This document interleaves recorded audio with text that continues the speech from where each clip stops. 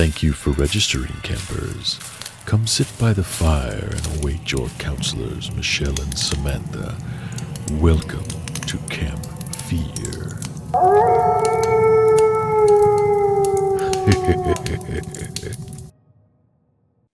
Welcome to Camp Fear, where we talk about horror movies that are streaming for free on sites like Tubi, Plex, Momitsu, YouTube. If it's streaming for free and it's horror, we will watch it. So today, we are talking about a movie that came out in 2023 called T Blockers, and it is a trans and queer film. So if you do not support the trans community, if you do not support the LGBTQ community, this is not an episode for you to watch. We support the trans community, the LGBTQ community. So for those of you who are like-minded, please give us a watch and stay. Another thumbs up for that. And as always, there are going to be spoilers for the movie, so please give it a watch and then come back.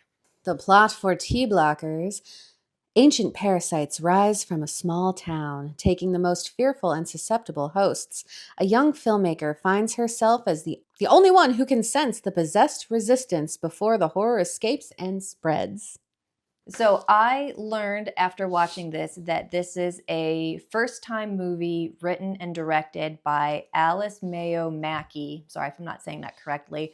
And she wrote this when she was about 17 or 18 years old.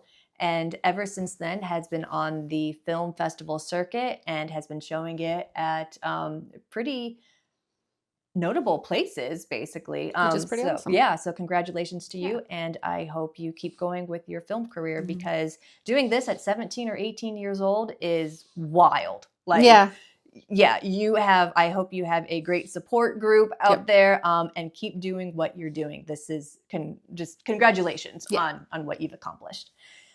So you watched this a few months ago? I watched this a couple months ago. I know when we were chatting about what our first reviews were going to be and picking our movies, we were talking about representation. And I was like, well, I did watch a movie that was created by a trans individual. And you're like, oh, cool. So we looked it up and, decided to watch it. So I watched it a few months ago. So my memory might be a little hazy in some places. But you watched this a few days ago at this point? Yeah, I watched it a few days ago. So we also have the Wikipedia plot up just in case we, any memory refreshers or anything like that. But so it starts out, and please jump in at any time. It starts out with a our young trans woman who is trying to date, and she goes on a date with this guy, and Adam. Was that his name? Adam. Okay, so goes on a date with Adam, and it didn't go great. He's what's the term that she used? Well, the more PC term is chaser. Then we'll just leave it at that. We'll leave it at that. So it turns out he's a chaser, and she's just like, why can't I just meet like a nice guy? And then so it's her and her best friend, and they're having a good time, just being girlfriends, having supporting each other, and they meet up with some friends at a bar. And Storm owns the bar or is a bartender there, and Sophia is our lead. She just happens to be a trans female, and her best friend, maybe roommate, I'm not sure if they live together as well. I got that roommate, vibe. Yeah. Okay. Her name is Spencer. I believe she goes by her pronouns. So if I'm wrong, I'm sorry. So Spencer and Sophie are best friends. They probably live together. And then Storm is the bar owner of the queer bar that they go to. It's like this dive bar, typical hole-in-the-wall bar. They probably, she says that they go there every Thursday night. Yep. Okay. And then one of their friends doesn't show up, right? Yeah, it's Crystal, I believe their name is.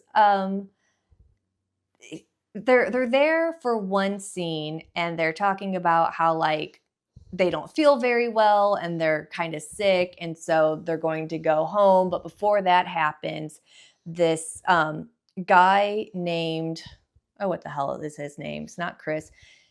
So there's this guy named Chris, and he's there, and I think Mhm. he's very trans friendly. I think he's pan, and he dates the person, not the gender. Yeah. Doesn't really matter. He was the one with the long hair. Yeah. He was very sweet. I liked him. I liked him a lot. Him. And he's there with his friend. I think his name is Danny. Yes. Okay. Yep. Is okay. So he's there. I'm right there with you. Danny. So Danny, for whatever reason, decides that, hey, even though I'm at a queer and trans bar, I'm going to start saying all these transphobic things. So he's like a little drunk and starts to get handsy and verbal and is just making all these like ridiculous slurs. And so Storm and Spencer and Sophie are like, you need to get out. Don't come here trash talking. And then Danny tries to get violent with them, and Chris intervenes and is like, I'm going to take him home. I'm sorry that this happened. Like, we're leaving. I'm sorry. Like, you need to question your friendships, Mhm. which I think one of them pretty much says to him. Yeah, pretty much does say that. Yeah. But these are people in the bar who don't take crap either. No. Like, they were up ready to be like, we don't deal with Yeah. this shit here. And I thought that was And like, that is good. stand up for yourself. Because finally, you have one place where you can be yourself, Mhm. and then this asshole comes in and tries to ruin it. It's no different than if he went into their house and started saying that crap. Mhm. Because I grew up in a small dive bar, like the only lesbian bar in my town. And when we had haters come in, we were like, no, we're not Mhm. tolerating this shit. Because that place was like my second home. And Yep. yeah, we were not tolerating it. That's on which you shouldn't. Mhm. There was one thing when Spencer gets rejected, and as the chaser, like she's Sophia's like, no, we're not gonna do this tonight. He walks away, and then that's when he gets confronted by the That's misogynist, right. and he gets pulled into their like manosphere garbage. That's right. Yeah, after Adam gets rejected, Mhm. basically called out being a chaser, he's all in his mopiness, and then some like random guy sees him and he's like, oh, do you not want that to ever happen again? Come over here. And so then he gets like his head dunked in this barrel of slime.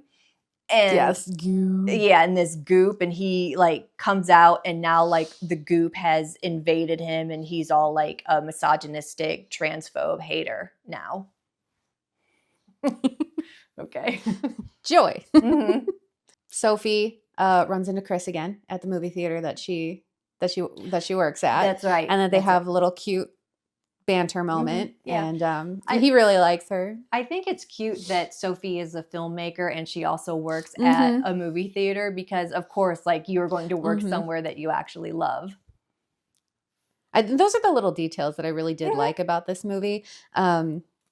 So then I think like Chris starts like hanging out with all of them, and they all are approving, and he's very like open-minded, and but seems to like genuinely like Sophie for who she is. Yeah. And then some shit starts going down. The town starts going a little crazy because people are getting possessed by these like little alien demons or like alien worm things. Wormy dealies. Yeah. These little worm things. And so they're getting possessed. And then Sophie's able to like key in on who's possessed and who's not. At one point they run across a rally. And she was like, "Oh, yeah, like an anti-trans rally." Yeah. This was like this is not a good place for us to be. And it's not just you can't stand up to people that are in those places. There's an extra layer of danger here because these people are more than just hateful. They are possessed. So, let's get out of here. And then they decide to start taking matters into their own hands. And they basically become a vigilante group. Right. And start taking out these. So they've got these masks and they're just going baseball out. bats, and they're unaliving all these transphobes left and right. And like anyone who's possessed, and then they discover where their lair is, like the main lair, and they're like, we're gonna go in and take this place. So they do, and I think one of them dies. I know Chris dies. Yeah. Spoiler. They're able to kill most of the transphobes, and Adam is there, and Adam's kind of like the ringleader of all these he people. became like super phobe. And so while they are killing all the transphobes, Adam sneaks around, and that's how he kills Chris. He like bites him on the neck, kind of vampire style. And then I don't know if Chris died or just turned into a transphobe. That's not like really. I thought he died. Did he die? I thought he I know died. there was like a lot of blood and stuff. Yeah. But okay. So I think like the implication was like tearing out the throat basically, and that he shuffled off our mortal coil. Okay. So that's what I took from Okay. it. That's what I thought. I know Sophie's father drops by, and Sophie's father is a police officer, and they have like an estranged relationship. Mhm. And he's trying to come to terms with her transition. It's been tough for him. Yeah.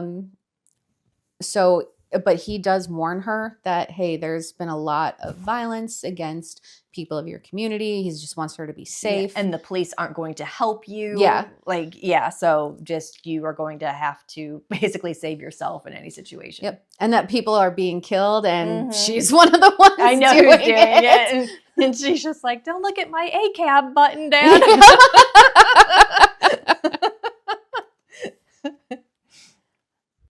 Well, then they figure out that there's this movie that some trans woman made in the 1990s.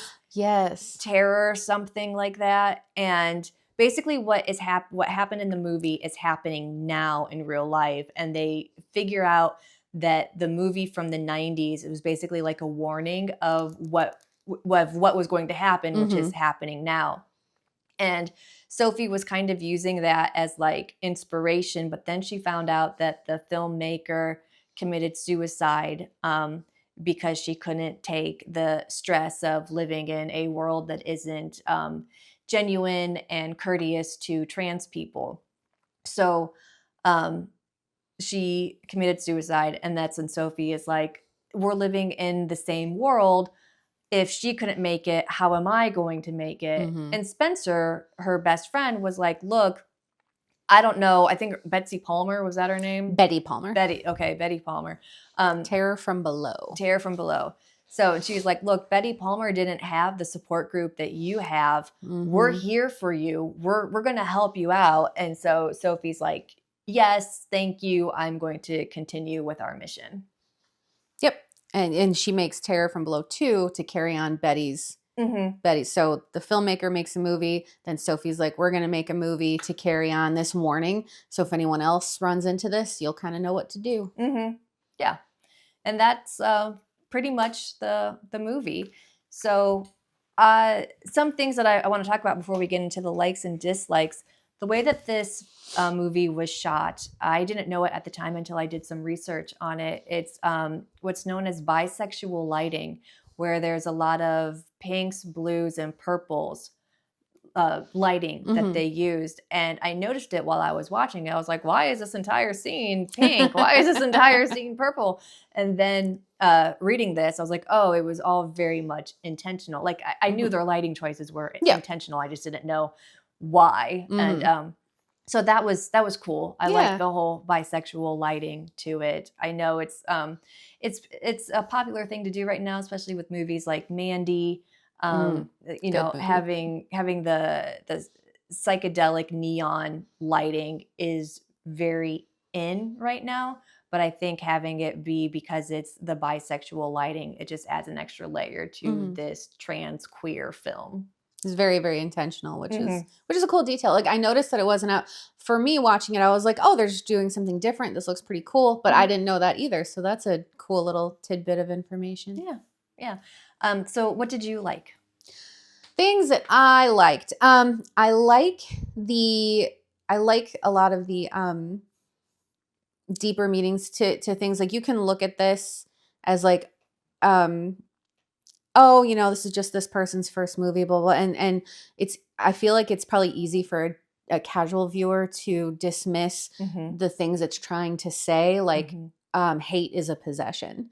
It takes over people, and it, you know, they can lose themselves to hate. And then you need someone to like knock it out of you. Maybe not always physically, but you know, mentally and emotionally, like you have to grow out of that hate. So I think like having the these little dark, creepy worm things that's possessing you and making you even more hateful. Because if you're just consuming hate, you're just going to continue being hateful. So I thought that like the message of, I understood the message she was trying to convey, and I thought it was pretty clear to me at least.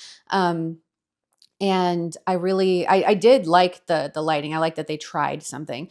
Some scenes were maybe a little too dark, but I didn't really think like, I always knew what was going on. I like the friendships. I thought they came off very genuine, and some of the dialogue and conversation, while it felt like it might've been improv a little, it felt more genuine. Like that's how I would talk to my friends if we're going, I'm going on a date, or like they're helping me try to find an outfit together. And the moments between Chris and Sophie were super sweet. And, I like that she could find, like, there's hope in this world that you can find love. Yeah. It's something that Sophie said after she met Chris. She said that she finally found someone who liked her for her and not for what she is. So she found someone she wasn't fetishized. Yeah, who liked who she was, not what she was. We didn't really talk about the political aspect of this movie because there is a lot of politics that was added to it. Same thing. This movie takes place in Australia, but same thing that's going on in the U.S. with legislature being passed to make sure that trans people can't live their authentic life, that trans people can't go out in public to, just be safe and not have to face bigots and transphobes. So a lot of that was brought into this movie, and how people in society are treating trans people because it's on the news, basically saying it's acceptable to treat people in such a negative way. So I like that they brought that into it because the US and Australia apparently really isn't all that different. So I liked that it hit home. A lot of the messages hit home for me personally, because even though I didn't grow up trans, I grew up having to come out, and coming out is an everyday thing. People just assume that I'm straight, and so I do have to come out every day. And even though Sophie is passing for female, before she was on her hormones, I'm sure that she had to come out every single day and correct people when they used the wrong pronouns for her. So I was able to relate to Sophie's struggle, not in the same way, but in a similar way. So I like that. Same with the relationships. I like the friendships. Yeah. They were very nice, very supportive of one another. I think seeing movies like that where the characters support one another to the point to where they're like, yes, I'll kill for you. Well, just punches home like the need for community. Yeah. And how positive community can be for people. Right. Absolutely. So I liked it for all of those reasons. I thought it was a very interesting story. I liked the story. I thought incorporating that these like little alien worms were the reason why people were filled with hate. And it kind of goes to what you were saying, like hate is learned. Like you can teach yourself not to hate people. And so the fact that you have like this harsh emotion for someone who has never done anything to you, who really has no effect on your life at all. Not it's at like all. You had to have ate something bad or something, like something in you has to be bad. Well, I grew up with a bigot father. Okay. So hate is definitely, if I didn't have my mom, I would have turned out very differently probably. Hopefully that would have changed in this time. But, my mom shielded me from a lot of stuff because she's a very much live and let live. She doesn't give a crap. As long as you're a kind person and you treat others well, she doesn't care how you live your life. Do what you want, do what makes you happy. That's always what she told me. But I grew up with a bigoted father, and I haven't talked to him since I was 18. Yeah. So, and we're in our 40s now. So like, it's been a while. It's been a minute. So like, I know that hate is learned. I know that hate is taught. He had a very bigoted father as well. He used to beat him all the time. So like, I know that I've seen those patterns. Hate is generational. Yes. Yeah. Yes. And, my mom like stepped in the way of that and was like, my kids are not going to be this way.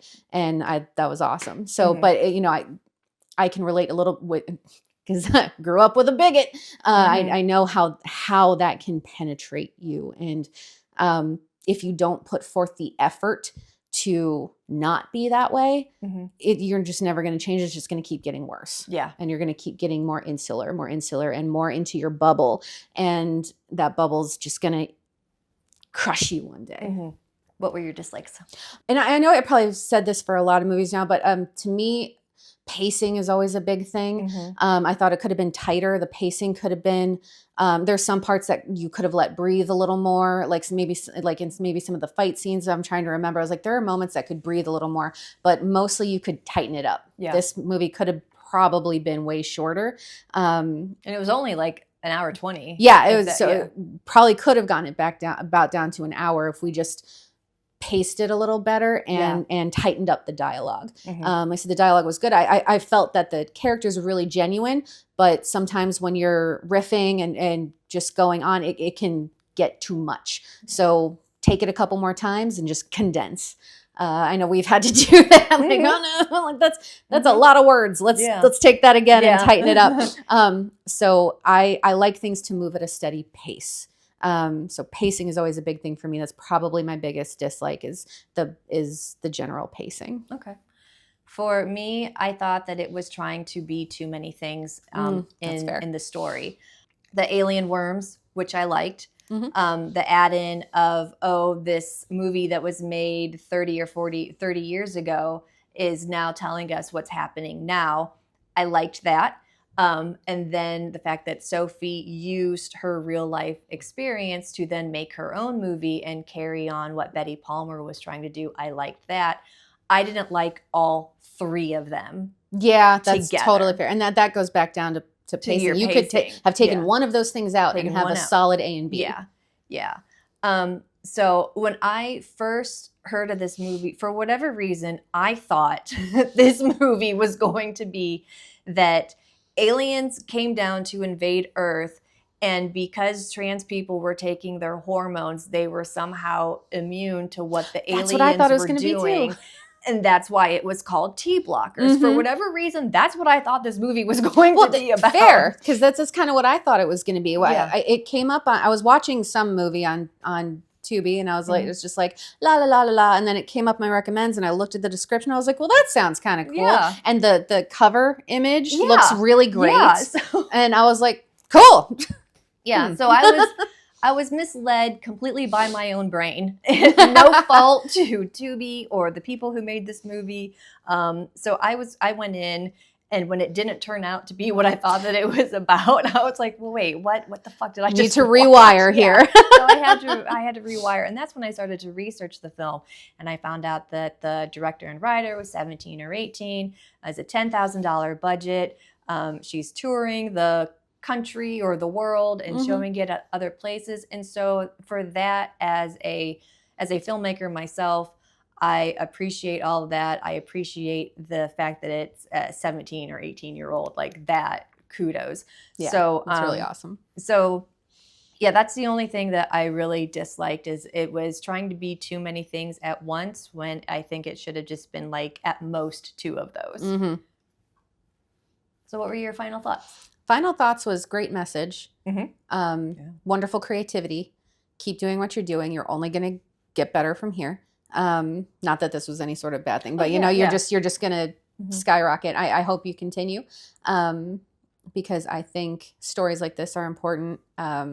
Fiction is important. It's how we learn things. I'm also a reader, and like just fiction in general, movies, books, short stories, whatever, is so important. So stay creative, keep doing what you're doing. And if you want to watch this movie, I think it's kind of a good time, but you have to have an open mind for it. Yeah. And if you're not that type of person, then go away. Buzz it off. Yeah, I agree. Great message to it. It's a good political message that's going on. It's a good message in general of just, hey, if you see someone who's different than you, who the fuck cares? Just walk on. Like, if you aren't going to get along with them because of who they are, just keep walking. You don't need to interact with them. And also, if you're going to hate someone just because of who they are on the inside, then maybe you need to look at who you are in the inside. Sophie and her group of friends just minded their own business, and they just wanted to live their genuine life, and that's it. And there are assholes out there who can't let that happen. And now I'm going off on a tangent. It's just because they're unhappy with themselves and they're jealous that they can't be themselves. Yes. Yeah, I have my own theories on why there's trans hate and all that. It basically boils down to misogyny, and they just don't understand why a man would want to be a woman, and then they also don't want a woman trying to be a man, because how dare a female enter their male world. Right. And that's if you're just if you're a woman, like I was born a woman, I'm happy to be a woman, but like I was heavy into sports. I played football, I wrestled, I was in martial arts for close to 18 years, and I competed, and like, so what, men? Yeah. Sometimes it's all right. Anyway. Yeah. So anyway, they just don't like you in what they think is their space. Yeah, exactly. And when you're better than them, they don't like that either. Exactly. Yeah, or where you pee, whatever. Fuck off. Okay, so on a scale of 1 to 5 marshmallows. I am gonna go solid in the middle, Okay. with the three toasty marshmallows. Okay. There's a lot of room to grow, and getting up, and 3 is not bad. That's a solid, like, cool. That was good. I like what they're doing, and I hope they continue. Yeah. I'm at 2.5 marshmallows. I don't like giving it that rating just because I don't want to discourage anyone from following their dreams. I am nobody. My rating means nothing. But I give it a 2.5 basically because it was trying to be too much. They took a big risk with their bisexual lighting, even though I enjoyed it after I learned the reason why. I think anyone going in who is trying to learn more or to be more open-minded to trans and queer films might be taken off by it. And actually, now that I'm saying it, I'm like, well, that's their issue. Yeah. So directors and filmmakers, they have to follow their heart. And if this is how they want to tell their story, then tell your story that way. Fuck anybody who tells you differently. Yeah. And this is art. Yeah, this is art. Art is very subjective. So, but for me, it was 2.5 stars, mostly because of the way that the story was told with too many plot points. I get that. Yeah. Okay. All right. So thank you very much for watching. Please like, subscribe, share, do all the things, and we'll see you next time.